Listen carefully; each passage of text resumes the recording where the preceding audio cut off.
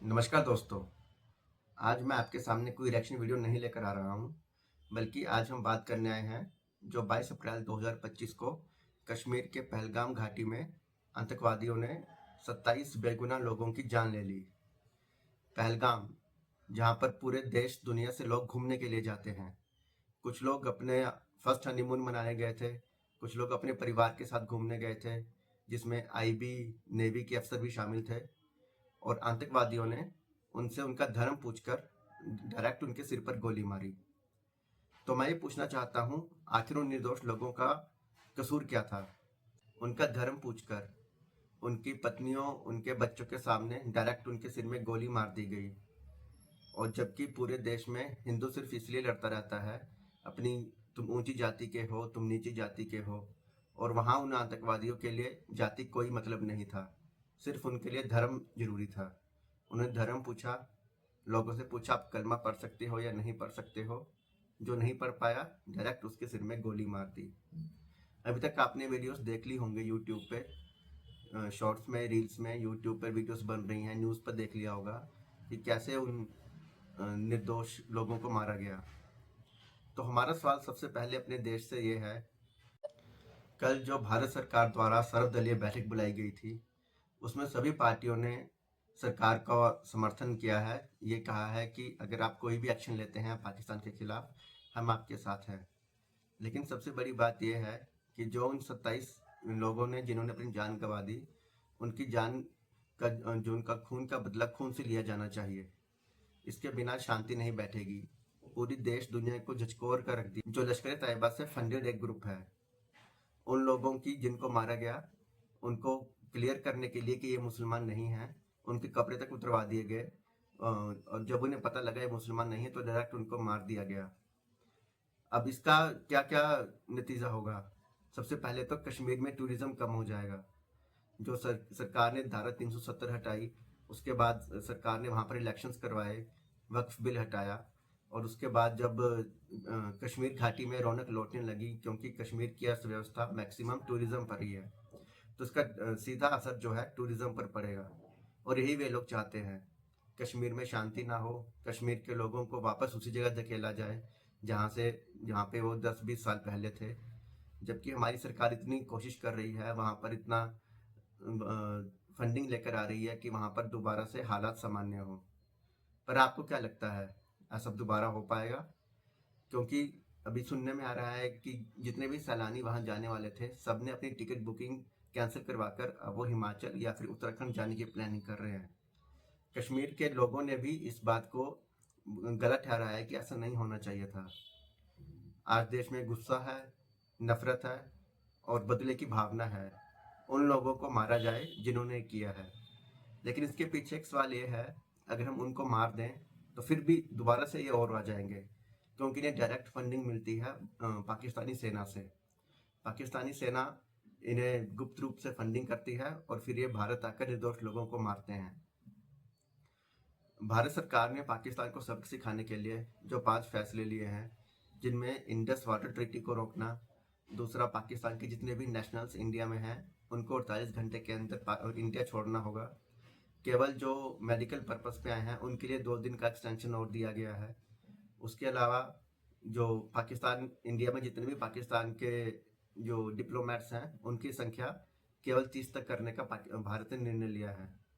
पर पाकिस्तान की तरफ से जवाब दे ये आया है कि अगर भारत ने इंडस वाटर ट्रीटी रोकी तो फिर ये हम उसको एक जंग की तरह लेंगे और भारत उसका मुंह तोड़ जवाब देंगे। पाकिस्तान भारत पर प्रेशर बनाने की कोशिश कर रहा है दोस्तों, पर भारत झुकने वाला नहीं है। क्योंकि जिस दिन अटैक हुआ उस दिन शाम को ही पाकिस्तान ने डर के मारे अपने कई फाइटर जेट्स एलओसी पर तैनात कर दिए थे, ताकि अगर भारत कोई हमला करता है तो हम उसका जवाब दे सकें।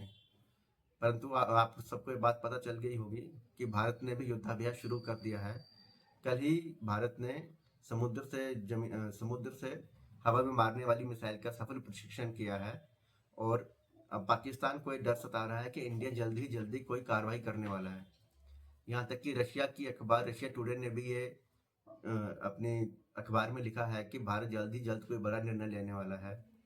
कल ही होम मिनिस्टर अमित शाह और फॉरेन एक्सटर्नल मिनिस्टर जयशंकर जी राष्ट्रपति द्रौपदी मुर्मू जी से मिलने पहुंचे थे और उनको पहलगाम की स्थिति के बारे में अवगत कराया। परंतु सबसे बड़ी बात यह है कि जिन दिन निर्दोष लोगों को उनका धर्म पूछकर मार दिया गया, और वो भी कैसे देश में जहाँ पे हिंदू धर्म मेजोरिटी में है, मेजोरिटी में रहते हुए ही माइनॉरिटी के लोग उनको ऐसे ठोक रहे हैं जैसे कि उनका देश नहीं है। और ये आतंकवादी जो पाकिस्तान से आए थे, इनको लोकल आतंकवादियों का सपोर्ट भी मिला होगा, तभी वो ये कर पाए हैं, वरना वो ये नहीं कर पाते। पहलगाम जहाँ पर लाखों की संख्या में पूरी दुनिया से लोग घूमने के लिए पहुंचते हैं, वहाँ पर ऐसा करना कश्मीर की अर्थव्यवस्था को पीछे धकेलने वाला काम है। और पूरी भारत से वहाँ लोग घूमने गए थे, उत्तर प्रदेश, मध्य प्रदेश, गुजरात, कर्नाटका, तमिलनाडु, हर जगह, हर स्टेट के लोग वहाँ इंजर्ड हुए हैं, और कुछ लोगों ने अपनी जान भी गंवा दी सिर्फ इसलिए कि वो एक स्पेसिफिक धर्म से रिलेट रखते थे, वो हिंदू धर्म के थे। जबकि उन आतंकवादियों ने उनकी जात जूत कुछ ना पूछ के, सिर्फ धर्म पूछ के उनके सिर में गोली मार दी। हरियाणा के वो नेवी के अफसर जो जिनकी एक हफ्ते पहले शादी हुई थी, उनकी वाइफ के सामने उनके सिर पर गोली मार दी गई। उसी तरह मध्य प्रदेश के, उत्तर प्रदेश के लोगों को जो अपने परिवार के साथ घूमने गए थे, उनको गोली मार दी गई। कर्नाटका के एक बिजनेसमैन को गोली मार दी गई, और गोली मारने के बाद जब उनकी वाइफ ने उन्हें कहा, आतंकवादियों को, कोई मुझे भी गोली मार दो, तो उनका कहना था कि जाकर मोदी को बोलो। ऐसे उनके गट्स थे। और उन्होंने हमला उस वक्त किया जब प्राइम मिनिस्टर मोदी इंडिया में नहीं थे। दोस्तों, अब आखिरी सवाल यहाँ पर ये खड़ा होता है कि भारत जैसे हिंदू मेजोरिटी देश में जो एक हिंदू राष्ट्र बनना चाहिए और बनेगा भी, वहाँ पर कुछ जो हमारे पड़ोसी मुल्क है पाकिस्तान, जो आतंकवाद को शरण देता है, वो अपने 3-4 आतंकवादी भेजकर भारत के ऊपर अटैक कर ये बताना चाहता है कि जो भारत फैसले ले रहा है, जैसे वक्फ बिल में संशोधन करना या फिर धारा 370 हटाना, वो हम उनके खिलाफ चुप नहीं बैठेंगे और हम उसका मुंह तोड़ जवाब देंगे। पाकिस्तान हमारा पड़ोसी है दोस्तों, ये बात को झुठलाया नहीं जा सकता, और ये बात सच है। अब पड़ोसी को चेंज नहीं किया जा सकता, लेकिन पड़ोसी को सबक जरूर सिखाया जा सकता है, और वो अब उसको बुरी तरह से सिखाने का वक्त आ गया है। मेरा ये मानना है कि जब तक पाकिस्तान आर्मी के सोल्जर्स को नहीं मारा जाएगा, जब तक उनकी लाशें उनके घर पर नहीं पहुंचेंगी, तब तक पाकिस्तान की आर्मी को समझ नहीं आएगा कि उन्होंने कितनी बड़ी गलती कर दी है। और मुझे लगता है ये एक्शन लेने का वक्त आ गया है। और जहाँ तक हमें लगता है, भारत सरकार जल्दी कुछ बड़ा करने वाली है। भारत ने पहले ही जो 5 अहम फैसले लिए हैं, उससे पाकिस्तान की अर्थव्यवस्था कमज़ोर तो हो ही जाएगी, क्योंकि पाकिस्तान भी एक कृषि प्रधान देश है, और जो इंडस वैली ट्रीटी है, उसका जो पानी पाकिस्तान में जाता है, तो वो पाकिस्तान की ज़रूरत का किसानी का 20 से 30% पूरा करता है। इसलिए इस समझौते को तोड़ने के बाद पाकिस्तान की तरफ से रिएक्शन आया कि अगर इंडिया ने ऐसा किया तो हम इसे एक जंग की तरह लेंगे, कि भारत हमें जंग के लिए उकसा रहा है। पर अगर ऐसी बात है तो अब ऐसा लगता है कि जंग करने का समय आ गया है।